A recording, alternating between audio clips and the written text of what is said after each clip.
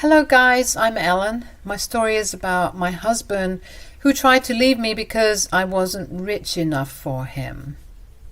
You must be wondering why. Well, I'll tell you. It's not like I had magically lost my job or did something financially bad. It's just that I never went to college, so I didn't have a very high-paying job. I had a decent income, and my husband Rick knew that from the beginning. I didn't hide anything from him. Rick was someone with a high income but had lots of student loans from his college, so he and I actually had a similar lifestyle. At that time, Rick didn't think it would be a problem, so our relationship progressed as usual, and we finally decided to get married. Shortly before we got married, Rick did tell me that he wanted to sign a prenup. He said that since he had a pretty high-paying job, he had a fear that people would use him for money. He also explained that he didn't want me to be shackled with his loan, so he wanted us to have a prenup. Look, I knew I wasn't a gold digger, and I found it a little disrespectful that he didn't trust me, but I didn't deny his request. I agreed to the prenup, and thank God I did. It saved me later in my marriage. Troubles in our marriage didn't start until we found ourselves with no place to live. Our landlord told us to leave because he was selling the house, and since the housing market was horrible in our city, we had to move in with my mother-in-law, Natalie. Now, let me be very clear about one thing. My husband is the only problem here. Natalie was a cold woman who didn't care much about me, but she wasn't one of those nasty mother-in-laws you read about. She was a little annoyed that she had to host us for free, so maybe her behavior towards us was a little bad, but we managed to get along just fine. Somehow, after moving in with Natalie, my husband started to show resentment towards the fact that I couldn't help him buy a house. Since he had student loans, he couldn't qualify for a loan, and I didn't have the means to pay a down payment. So we were stuck in a bad place with very limited housing options. We still had a decent life until Natalie sprung some shocking news on us. She said to us one day, "You two need to move out of the house and find a different accommodation. I won't be able to house you anymore." "Why, Mom? What's the problem?" "I can't keep up with my mortgage payments anymore, so I have decided to sell the house. So you need to find other accommodations." "But we have nowhere to go, Mom. We can't get rent with whatever money we can spare." "That's not my problem, Rick. Since you two cannot help me with the mortgage, I would have to sell this house. I'm giving you plenty of time to come up with your own solutions." Natalie just said that and let us fend for ourselves. She didn't want us to move out immediately, but said that once she found a buyer, things would move fast. Suddenly, Rick and I were starting to worry about our housing situation yet again. He got very frustrated that night and started to blame me for his troubles. He said, "Why can't you get a better job? You earn so little, it's not enough for us." "What can I do, Rick? I don't have a college degree, so this is the best I can do." "You don't even have enough savings for a down payment on a house. If you weren't this lazy, you could have worked 2 jobs and got the money." "I can't work 2 jobs, Rick. I have to do everything around the house. You don't even help." "It's not my job to help, Ellen. We have a roof over our heads because of me, and now even that will be gone. I don't know what I was thinking when I married you." Rick's words hurt, and I started to cry. We had a bigger fight, but calmed down the next day. I was really bad for both of us because I knew he was stressed. I set aside my own emotions and started to form a plan. I had made a small investment which I could break to provide a down payment on a house. I talked to some friends and they were confident that I would qualify for a mortgage. When I discovered that, I immediately began to form a plan. I wanted to get a house for me and my husband, and I knew exactly what would be the best way to get one. I had been planning to buy Natalie's house. I found out her asking price and realized that I could afford the mortgage. Actually, I had very little experience with these things and didn't realize that I would be able to buy a house. Once I was sure about my finances, I had to decide whether or not I should approach Natalie with an offer. When I had already made the decision, I contacted Natalie's agent and set up a meeting. I wanted it to be a surprise for my husband, so I didn't want to tell Natalie anything directly. So I met up with her and her agent at a cafe. She was really surprised to see me and said, "Hey, Ellen, what are you doing here? I'm here to see an interested buyer for my house. I didn't expect to see you here." "Yes, I know that, Natalie. I am your interested buyer, actually." "Wait, what?" "Yes, I want to buy your house." "What? You're saying that you want to buy my house?" Natalie looked at me like I had grown two heads. She had a hard time believing that I wanted to buy her house. I won't completely blame her for this reaction. My husband had always downplayed my job and complained to her that I didn't know how to save. Rick had painted a very bad picture of me to his mother. So when I told her that I would like to buy her house, she was in disbelief. I wasn't offended at all. Instead, I just calmly told her, "I have managed to save up for a down payment, and I will take a mortgage for the rest. It won't be a problem. You can also continue living here rent-free as a thank you for helping us out when we needed it." "But I don't think you can afford it. I have a hard time believing you." "Well, I have good credit score, so I can easily qualify for a loan. Rick can't do that because his debts have crippled him, so I am the only one who is in a position to buy a house. Won't you be happier if the house stays within your family?" "Yes, that is true, Eleanor. I guess it would really be better if I sold it to you." "Think about it, Natalie. You need the money and I need a house of my own. This is like the best deal ever. All you have to do is agree to sign everything over to me. I will take care of the rest." "Okay, let me think about it." "Sure, you do that, Natalie, but I have one request."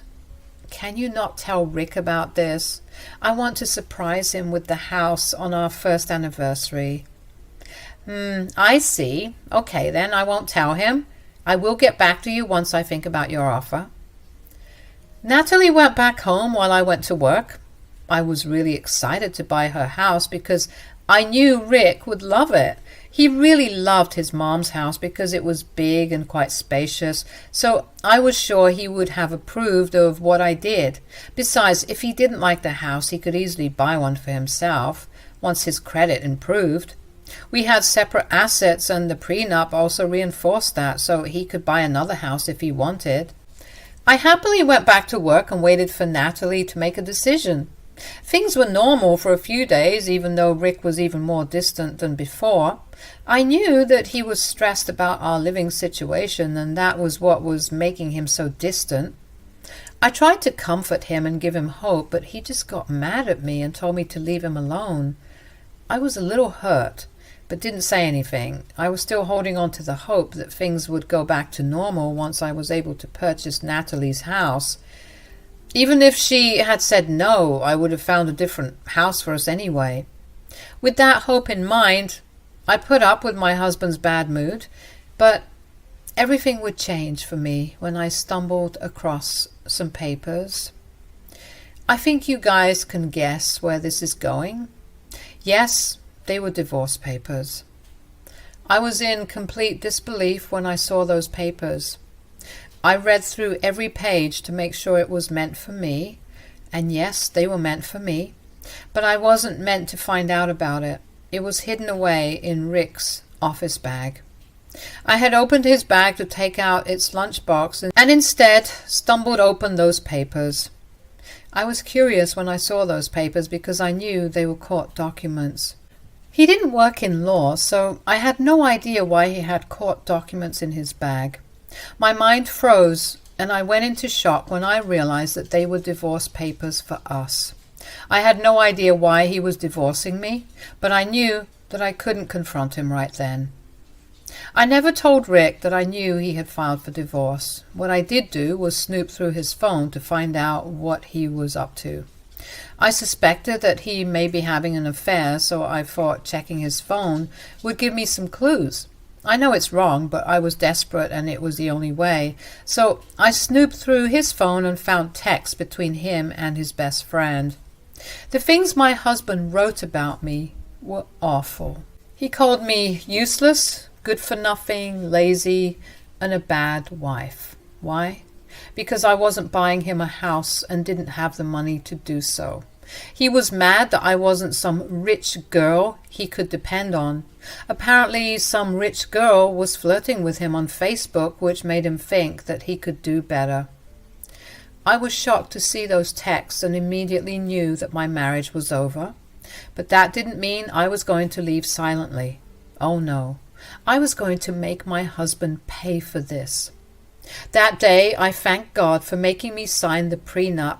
It has saved me more than it saved Rick. You want to know why? Because Natalie secretly met me the next day and said that she was ready to sell the house to me. She said, "I thought about it, Eleanor. I guess you are the best option right now. I don't have much time left anyway. I can't make next month's mortgage payment, so you need to take it up as soon as possible." "Sure, Natalie. You can draw up the papers and I will get a lawyer right away. Believe me, I do not want to wait either. The anniversary is only a few weeks away, you know." "Yeah, I remember that's why I made the decision fast. I've already told my lawyer to draw the papers. It will be in your hands soon." Yes, I bought Natalie's house anyway, guys. It was a really good house and I wanted to get back at Rick for what he was planning to do. I had made some plans of my own that were going to make him regret his actions. I was breaking from the inside because the man I loved was planning to betray me in the worst way possible. But I didn't let it show. I was a little sad, but Rick didn't bother to care. I guess he had already checked out of the marriage and was enjoying the attention of the rich girl on Facebook. Anyway, I slowly stopped caring till the papers were signed for the house. After that, I simply wanted my revenge and then to get rid of my horrible husband as soon as possible. Thankfully, I was able to get the house in my name before our anniversary. On the day of our anniversary, I didn't even bother with a celebration because I didn't want to waste money on a failing marriage. I know that some of you have arranged parties and confronted their husbands publicly. It is a nice idea, but for a woman who had spent almost all her money on the down payment of a house, I wasn't looking to spend any extra. So I acted like it was a normal day, even though I had wished my husband a very happy anniversary. He had grumbled something in return and left. Now, the confrontation didn't happen until the evening when we both returned home from work. To my surprise, Natalie had invited a few family members to celebrate the day. I guess she was feeling generous after receiving money for the house, so she called a few family members and cooked some food. She generally looked a little excited for us. I was kind of touched by this, but Rick immediately got angry. He said, "What is this? What's going on?" "Oh, I just invited family so that we can celebrate your anniversary today. It is your first anniversary after all. I saw that you two didn't plan anything." "That wasn't necessary, Mom. Eleanor didn't plan anything because she never had money, and I didn't plan anything because I wasn't interested in celebrating our anniversary. This marriage has come to an end anyway." "What do you mean, Rick? Why are you saying that your marriage has come to an end?" Rick didn't bother giving his mother a reply. Instead, he turned to me and looked me dead in the eyes. I knew that this was when he would tell me that he was leaving me. And I was right. He looked at me and said, "I don't think I can be in this marriage anymore, Eleanor. I'm going to leave you forever." "Why, Rick? You can't just spring news like this upon me and not tell me why." "The reason is very simple, Eleanor. You are an absolutely useless wife to me." "Oh, really, Rick? Tell me why you think I'm useless." "You were not on my level, Eleanor. I worked such a great job and you were just an embarrassment to me. You can't even help me buy a house. I don't want to be with someone who can't help me get the things I need." "It's not my fault that your credit is bad, Rick. Why should it fall on me to get a house?" "Because we're a couple. I know you are not rich, but I thought maybe you would be able to buy me a house at least." but now I don't even think you'll qualify for a loan. I can't stay with a woman like that when I can do so much better. I will at least find a woman who has the means to have her own house. So, you're leaving me because I'm not rich enough for you, is that so? Yes, I don't care what you think, Ellen. Don't try to stop me. I won't be with you. I'm done. Very well then, Rick. If you think that and know that you can get someone better, then go ahead and leave. I will happily grant you a divorce. Good. You need to move out soon then, because this isn't your house. Mom, you need to tell her to leave and find her own place. Rick now looked at his mother, hoping she would agree to kick me out, but he hadn't expected my mother-in-law to look pale and startled. She was shaking because she knew exactly how much Rick had messed up. She was the only one who knew that I had bought her house from her exactly a week back. The papers have been finalized, and now I am the sole owner of the house. So even though Rick wanted his mother to kick me out now, she couldn't do it. Natalie remained quiet and didn't say anything at first. Then Rick kept telling her that she needed to tell me to move out. And that's when I said, I think you're barking up the wrong tree, Rick. Natalie cannot actually kick me out. Why the hell not, Ellen? This is her house, so she can kick you out. Actually, you're wrong about that, Rick. This house doesn't belong to her anymore. What do you mean? My mother is the owner of this house. Nope, she's not the owner anymore. I am the new owner of this place. What nonsense are you spewing, Ellen? This cannot be your house. It is my house, Rick. If you don't believe me, why don't you ask your mother? Mom, what nonsense is Ellen saying? Did you give her this house or something? Natalie actually looked too afraid to say anything. She remained frozen while the rest of her guests looked on. Rick was absolutely sure that the house was in no way mine, so he kept hounding his mother for an answer, and after a while Natalie meekly said, Yes, it's true. This house is hers now. What? No, that cannot be possible. Did you suddenly grow charitable and give away the house to Ellen, Mom? No, Rick. I don't need anyone's charity. I bought the house all by myself. I don't believe it. You cannot afford this house. You cannot even afford the down payment. What would you like to say to that, Natalie? You're wrong, Rick. Ellen has actually bought the house from me. We finalized the paper last week, and she was planning to surprise you today with the news, but it looks like you have ruined it. Natalie confirmed what I had told Rick, and his eyes went wide with shock. He couldn't believe that I was able to save up and buy the house. He had clearly underestimated me and was proven how wrong he was. When the realization dawned on him, he immediately understood that he had messed up. He then tried to change his tune and said, Oh, wow! That was a great surprise, Ellen. I didn't know that you were saving and planning on buying Mom's house. I can see that, Rick. Natalie's right, though. You have completely ruined my surprise. No, we can still celebrate. Celebrate what, Rick? Our divorce or your exit from my house?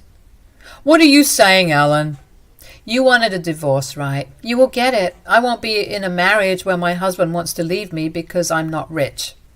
Come on, Ellen. I was mad and said some stupid things. We can talk about this and get past this. The main problem has been solved already. I don't think so, Rick. Besides, you went through all the hassle of secretly securing divorce papers. Too bad I had found them out 2 weeks ago and prepared my own papers instead. Rick looked on while I drew some papers out of my work bag.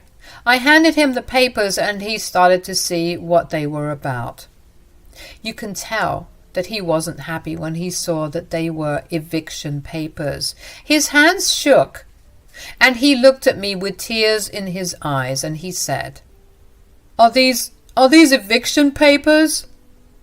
I thought you read what these papers are, Rick. Since you have a hard time reading simple English, let me confirm it for you. Yes, they are eviction papers for you and Natalie. You're kicking us out, Ellen? But where will we go? Don't do this, Ellen. Let's work this out. Don't make me laugh, Rick. You want to go find a rich girl, right? Get on with it. I'm sure she'll have a place for you to stay.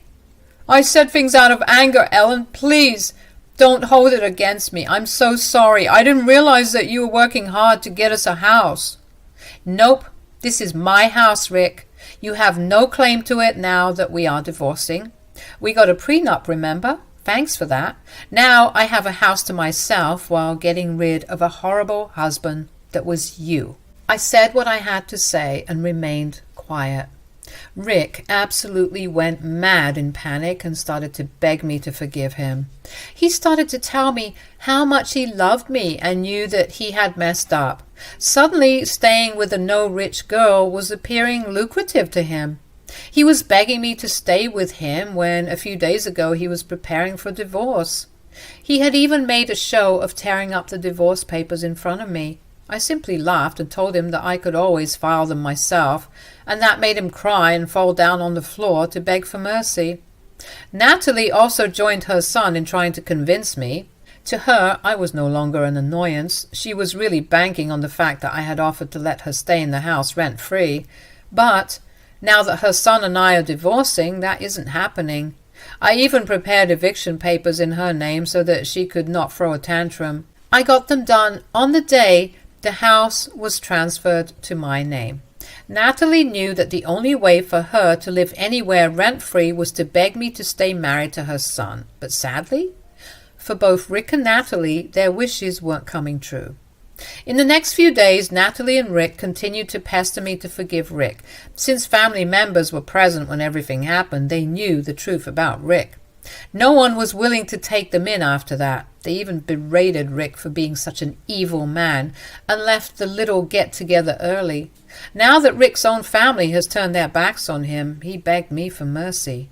But he wasn't going to get any. I simply ignored them and kept reminding them that they had a month to move out. Rick and I got divorced no matter how hard he tried to stop it, and Natalie and Rick had to also move out of my house once their 1-month grace period was up. They tried their best to convince me, but I wasn't moved.